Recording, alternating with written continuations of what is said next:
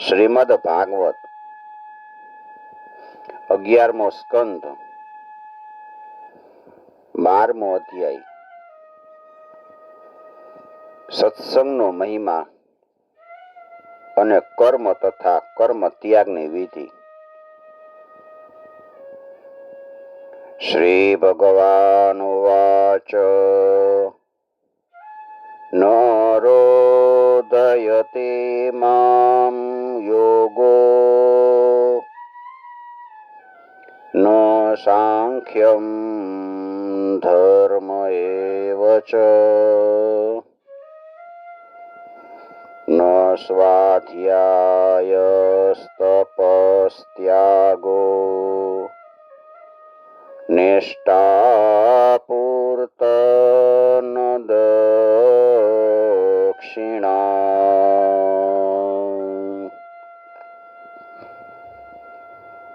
વ્રતાનિ યજ્ઞશ્છંદાંસી તીર્થાનિ નિયમાયમા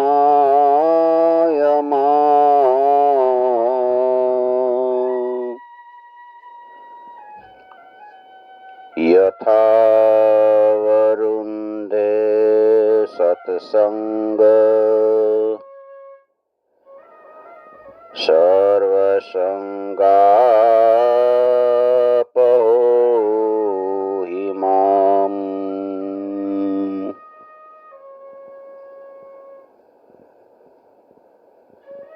શ્રીમદ ભાગવતની અંદર ભગવાન કૃષ્ણ ઉદ્ધવજીને સત્સંગનો મહિમા બતાવતા કહે છે કે ઉદ્ધવજી, સત્સંગનો મહિમા ખૂબ અદ્ભુત છે. સત્સંગ શ્રેષ્ઠ સાધન છે. મારો ભક્ત જે રીતે સત્સંગ દ્વારા મને પ્રાપ્ત કરી શકે છે એવું બીજું કોઈ સાધન નથી. આ જે યોગ, સાંખ્ય, ધર્મ, સ્વાધ્યાય, તપ, ત્યાગ, ઈષ્ટાપૂર્તિ એટલે કે યજ્ઞ, યાગ અને કુવા, વાવ વગેરે કરાવવાનું પુણ્ય કર્મ ઈષ્ટાપૂર્ત કહેવાય. દક્ષિણા, વ્રત, યજ્ઞ, વેદોના રહસ્યમય મંત્રો, તીર્થ, નિયમ, યમ વગેરે જેટલા પણ સાધન છે ને, તેમનાથી એટલી સરળતાથી મારી પ્રાપ્તિ નથી થતી જેટલી સત્સંગથી થાય છે. કેમ કે સત્સંગથી બધાય પ્રકારની આસક્તિ નષ્ટ થઈ જાય છે. કોઈ જાતની આસક્તિ ન રહે પછી. અને આસક્તિનો નાશ થાય એટલે ભક્તની મારામાં ભક્તિ પ્રબળ થઈ જાય, મને સહેલાઈથી પ્રાપ્ત કરી લે છે. સત્સંગે નહીં દૈતેયા યાતુ ધાના મૃગા ખગાઃ ગંધર્વાપ્સરસો નાગા સિદ્ધાશ્ચારણ ગુહ્યકાઃ.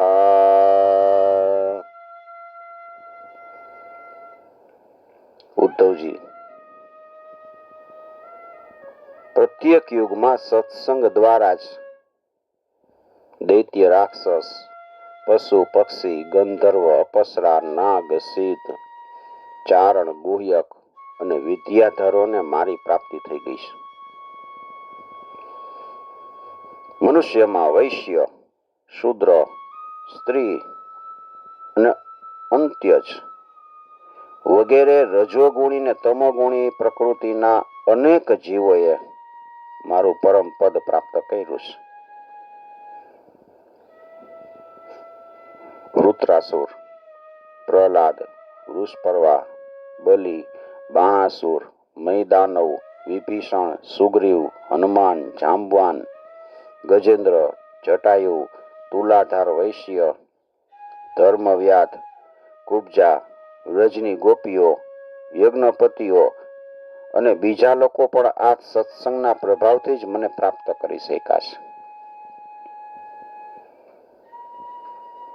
એ લોકોએ ન તો વેદોનો સ્વાધ્યાય કર્યો હતો કે ન તો વિધિપૂર્વક મહાપુરુષોની ઉપાસના કરી હતી.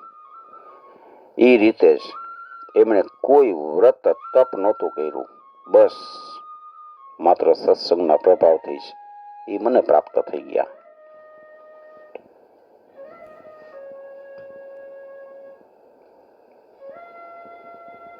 ગોપીઓ, ગાયો, યમલાર્જુન વગેરે વૃક્ષ, વ્રજના હરણાઓ વગેરે પશુ આ સઘળા ભાવના દ્વારા જ મને પ્રાપ્ત કરી શક્યા. આ ઉપરાંત કાલિયનાગ જેવો મૂઢ બુદ્ધિ પણ મને પ્રાપ્ત થઈ ગયો. આવા બીજા કેટલાય છે જેણે માત્ર પ્રેમપૂર્વક ભાવ દ્વારા જ અનાયાસે મારી પ્રાપ્તિ કરી લીધી અને કૃત થઈ ગયા છે. ઉદ્ધવ, મોટા પ્રયત્નશીલ સાધકો યોગ, સાંખ્ય, દાન, વ્રત, તપ, યજ્ઞ, શ્રુતિઓની વ્યાખ્યા, સ્વાધ્યાય અને સંન્યાસ વગેરે સાધનો દ્વારા મને પ્રાપ્ત કરી શકતા નથી. પણ સત્સંગ દ્વારા હું ખૂબ જ સુલભ થઈ જાઉં છું. ઉદ્ધવ, જે સમયે અક્રૂરજી બલરામ ભૈયા સાથે મને વ્રજમાંથી મથુરા લઈ આવ્યા, એ સમયે ગોપીઓનું હૃદય અત્યંત પ્રેમને કારણે મારા અનુરાગના રંગમાં રંગાયેલું હતું. મારા વિયોગના તીવ્ર વ્યાધિથી એ એટલી બધી વ્યાકુળ થઈ ગઈ કે મારા સિવાય બીજી કોઈ પણ વસ્તુ એને સુખદ ન લાગી. રામેણ સાર્ધમ મથુરામ પ્રણીતે ચાપલ્કિનામય અનુરક્ત ચિત્તાઃ વિગાઢ ભાવે ન મે વિયોગ તીવ્રાદયોન્યમ દદૃશુ સુખાય. ગોપીઓને મારામાં જ એટલો અનુરાગ થઈ ગયો હતો, બીજું કાંઈ એને સુખ નથી દેખાતું. તમે જાણો છો, હું જ એકમાત્ર એનો પ્રિયતમ છું. જ્યારે હું વૃંદાવનમાં હતો ને ત્યારે એમણે ઘણી રાત્રિઓ, એ મહારાસની રાત્રિઓ તેમણે અડધા ક્ષણની જેમ વિતાવી દીધી હતી. પણ પ્રિય ઉદ્ધવ, મારા વિના એ જ રાત્રિઓ એક કલ્પ જેવડી થઈ પડી હતી. એ ગોપીઓના મારામાં એવો અતૂટ પ્રેમ હતો અને એની બુદ્ધિ મારામાં એવી સ્થિર થઈ ગઈ હતી કે મારા સિવાય અન્ય કોઈ પણ એની સ્મૃતિમાં રહ્યું નહીં. અનન્ય આસક્તિથી બંધાયેલી તીવ્ર બુદ્ધિવાળી ગોપીજનો પોતાના દેહને વિસરી જતા તેમજ સમીપ કે દૂર રહેલા પદાર્થોને પણ જાણતા નહોતા. જેમ મુનિઓ સમાધિમાં સર્વ કંઈ ભૂલી જાય ને અને ભગવાન સાથે એક થઈ જાય છે, એવી રીતે મારામાં એ ઓતપ્રોત થઈ ગઈ હતી. નદીઓ જે રીતે સમુદ્રમાં મળીને પોતાનું નામ રૂપ છોડી દે, એ પ્રમાણે ગોપીઓ પણ મારામાં એક ભાવે સ્થિત થઈ ગઈ હતી.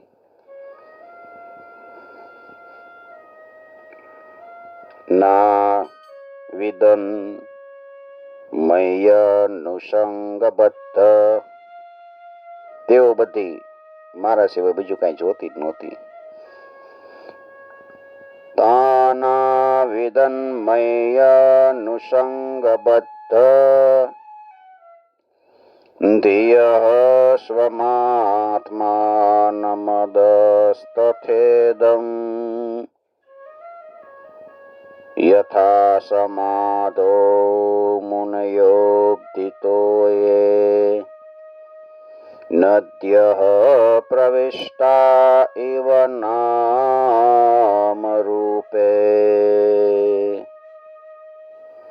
મુનિઓ સમાધિમાં જેમ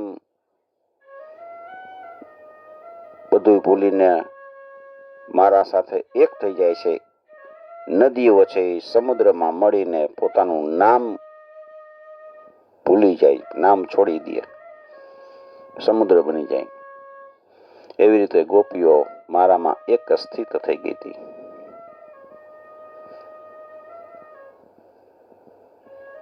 ગોપીઓમાં કેટલી તો એવી હતી કે જે મારા વાસ્તવિક સ્વરૂપને જાણતી નહોતી. એ કેવળ મને એનો પ્રિયતમ જ સમજતી હતી. એમનો જારનારી જેવો અનન્ય આર્ત ભાવ હતો. તે સાધનહીન સેંકડો હજારો અબડાઓએ માત્ર સંગના પ્રભાવથી જ મુજ પરબ્રહ્મ પરમાત્માને પ્રાપ્ત કરી લીધા હતા. મત્કામા રમણમ ઝારમ સ્વરૂપ વિદો બલાહ બ્રહ્મ મામ પરમમ પ્રાપુ સંગાચ્છત સહસ્રશઃ.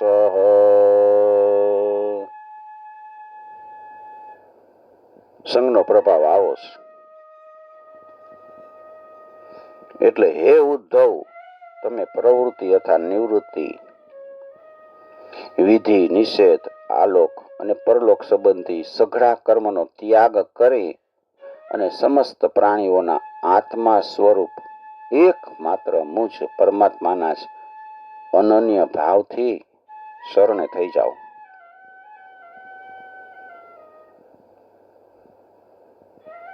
પછી તમને કોઈ પ્રકારનો ભય નહીં રહે. મામેકમેવ શરણમ આત્માનમ સર્વદેહિનામ.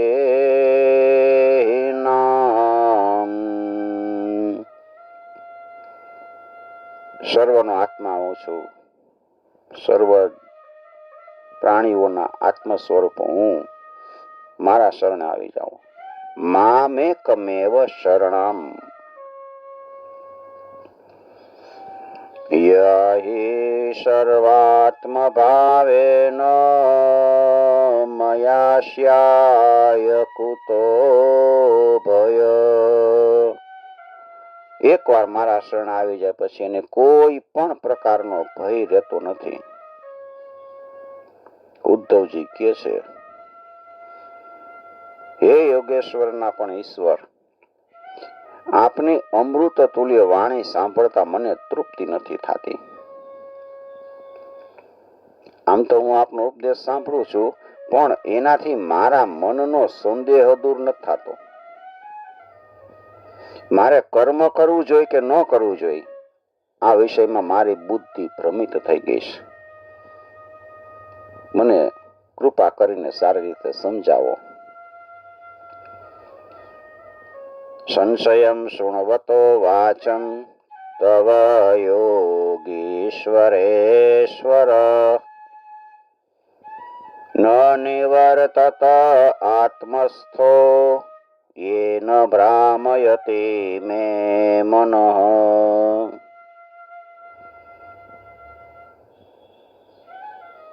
મારું મન છે ને એ ભ્રમિત થાય છે, ભ્રામયતી. ભગવાન કે છે, શ્રી ભગવાન ઉવાચ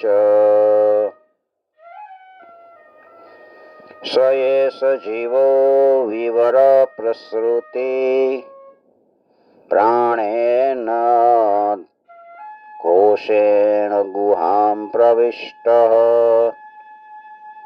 મનોમયં સૂક્ષ્મમુપેત્ય રૂપં માત્રાસ્વરો વર્ણ ઇતિ સ્થવિષ્ઠઃ.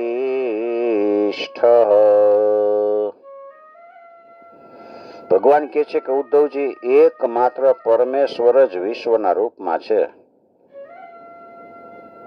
જીવયતિ ઇતિ જીવ, એટલે કે પરમાત્મા જ બધાને જીવન શક્તિ પ્રદાન કરે છે. તેથી જીવ રૂપે પરમાત્મા જ છે. એ પરમેશ્વર જ પ્રથમ અનાહત નાદ રૂપ પરાવાણી નામના પ્રાણની સાથે મૂલાધાર ચક્રમાં પ્રવેશે છે. મૂલાધાર ચક્રની અંદર પરમેશ્વર પ્રવેશે અને પ્રવેશ્યા પછી મનોમય રૂપને મનથી ગ્રહણ કરી મણિપુર ચક્રમાં પશ્યંતી નામની વાણીનું સ્વરૂપ ધારણ કરે છે અને કંઠમાં રહેલા વિશુદ્ધ નામના ચક્રમાં આવી મધ્યમાં રૂપ ધારણ કરે છે અને ત્યાર પછી મુખમાં આવીને અકારાદિ માત્રા, સ્વર, વર્ણો આદિના રૂપમાં વૈખરી વાણીનું સ્થૂળ રૂપ ધારણ કરે છે. આ પ્રમાણે શબ્દ બ્રહ્મના રૂપમાં પરમાત્માની જ અભિવ્યક્તિ માનવી જોઈએ. આપણે બોલી તો અવાજ ક્યાંથી આવે છે? મૂલાધાર ચક્રમાંથી ફેલાવેલા નાદ બ્રહ્મ અનાહત નાદ રૂપ વાણી છે. મૂલાધાર ચક્રમાં પ્રવેશે અને પછી વૈખરી વાણી એટલે કે મુખ સુધી પહોંચે એની બધી વાત બતાવી. જે પ્રમાણે આકાશમાં અગ્નિ, ઉષ્મા અથવા વિદ્યુતના રૂપમાં સ્થિત છે, અગ્નિ છે એ ઉષ્મા કે વિદ્યુતના રૂપમાં છે, એને જ્યારે બળપૂર્વક મંથન કરીને લાકડામાં પ્રગટાવવામાં આવે તો પહેલા તણખા થાય, પણ જ્યારે ઘી વગેરે હવી દ્રવ્ય નાખી ત્યારે એ અગ્નિ પ્રજ્વલિત થઈ જાય. એવી જ રીતે આ વાણી એ પણ સૂક્ષ્મ રૂપથી લઈને સ્થૂળ રૂપમાં પ્રગટ થાય છે. આ પ્રમાણે શબ્દ બ્રહ્મના રૂપમાં આ મારી જ અભિવ્યક્તિ છે. યથા અનલઃ ખે નીલબંધુરુષ્મા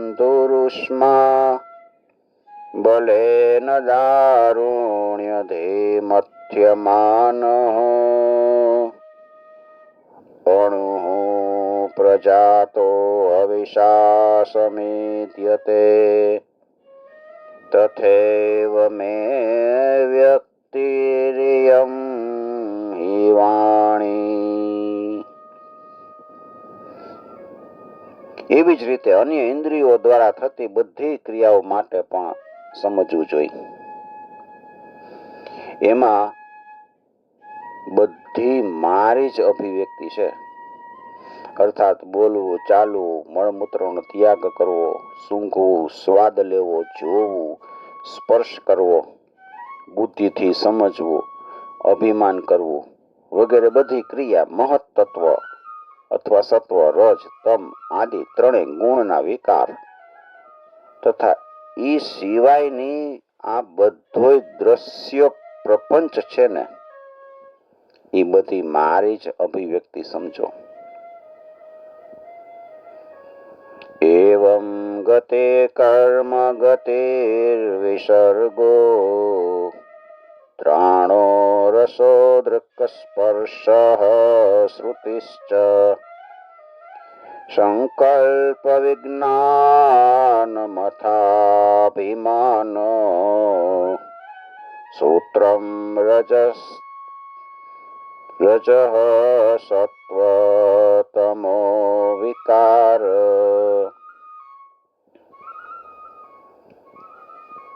પરમાત્મા છે ને એ આ ત્રિગુણાત્મક બ્રહ્માંડ રૂપી કમળને ઉત્પન્ન કરનાર છે. એ નારાયણ અવ્યક્ત પણ છે, દેખાતા નથી અને બધા રૂપમાં વિભક્ત હોવા છતાં પણ એક માત્ર ઈ જ છે. પુરાણ પુરુષ છે અને સર્વના આદિ છે. એ જ સર્વ શક્તિઓમાં પોતાને વિભાજિત કરીને અનેક રૂપે પ્રગટ થયેલા છે. અયમ હિ જીવસ્ત્રે વૃદ્ધબ્જયોની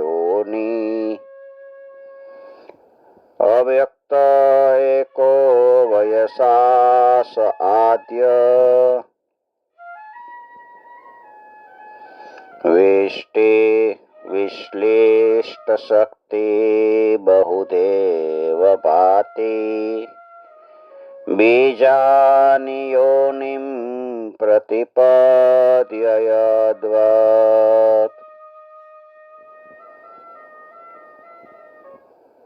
જે રીતે બીજને જમીનમાં વાવી છે ને ત્યારે ઈ શાખા, પત્ર, પુષ્પ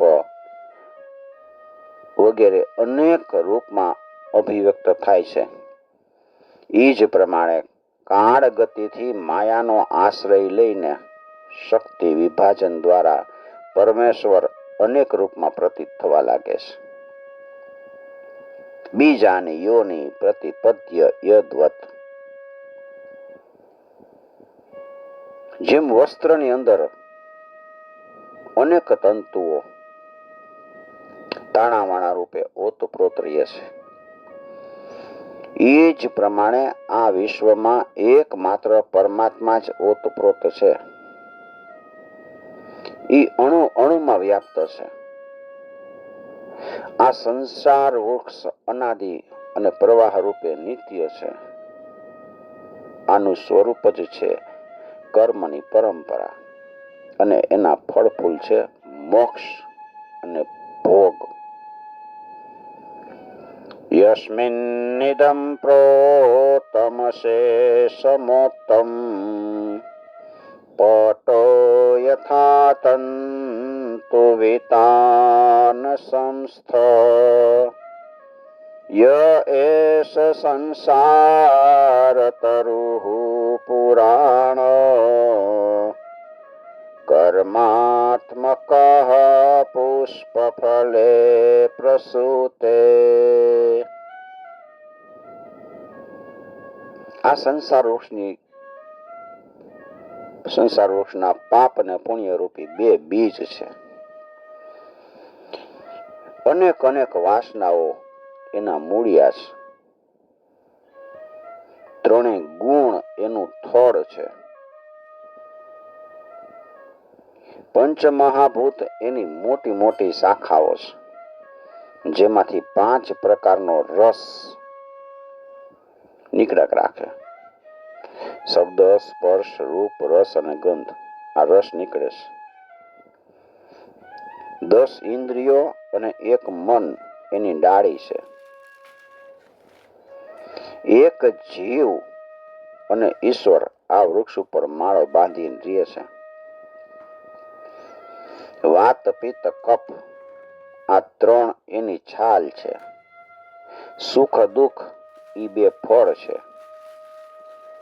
આવું આ સંસાર વૃક્ષ સૂર્યમંડળ સુધી ફેલાયેલું છે. અવિદ્યાને મહત્વ આપીને જે વિષય લોલુપ છે તે તો આના દુઃખરૂપી ફળ ખાય છે. વિષયોમાં ફસાયેલા છે એ દુઃખરૂપી ફળ ખાય છે. પણ જે જ્ઞાનને મહત્વ આપે અને મહત્વ આપનારા હોય છે એ પવિત્ર આત્મા આના સુખરૂપ ફળને ખાય છે.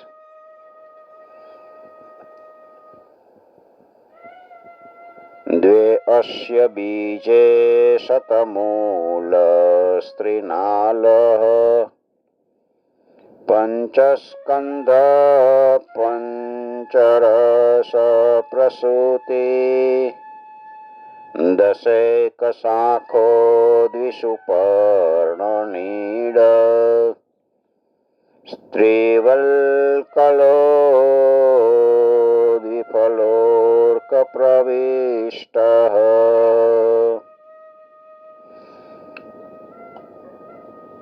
અજ્ઞાની હોય એ દુઃખરૂપી ફળ ખાય ને જ્ઞાની હોય એ સુખરૂપી ફળ ખાય છે. એવા પરમહંસ શ્રેષ્ઠ મહાત્માઓ એ અદ્વિતીય બ્રહ્મને અનેક રૂપમાં જુએ છે. બ્રહ્મને અનેક રૂપે જુઓ. વાસ્તવમાં વેદના આ તાત્પર્યને જાણનારા સાચા અર્થમાં જાણનાર છે. વેદનું જે તાત્પર્ય બતાવ્યું છે એને જાણે એ જ હકીકતમાં આ બધું જાણી શકે છે.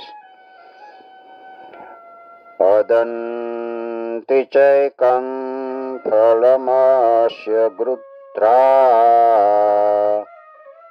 ગ્રામે ચરા એકમરણ્યવાસા હંસાય એકં બહુરૂપમિજ્યે માયામયં વેદ સવેદ વેદમ. હે ઉદ્ધવ, આ પ્રમાણે ગુરુદેવની ઉપાસના દ્વારા તથા અનન્ય ભક્તિ દ્વારા જ્યારે તમે સંપન્ન થઈ જાશો ત્યાર પછી પોતાનું જ્ઞાનરૂપી ખડગ તીક્ષ્ણ કરીને જેના વડે ધીરજ અને સાવધાની પૂર્વક જીવ ભાવને કાપી નાખશો અને પછી પરમાત્મા સ્વરૂપ થઈને એ વૃત્તિ રૂપ અસ્ત્રોને પણ છોડી દેશો. એને છોડી દઈ અને પછી પોતાના અખંડ રૂપમાં સ્થિત થઈ જાશો. એવં ગુરુપાસનયેક ભક્ત્યા વિદ્યા કુઠારેણ સિતેન ધીરઃ વિવૃશ્ય જીવાશયમ પ્રમતઃ સંપદ્ય ચાત્માનમથ ત્યજાસ્ત્રમ.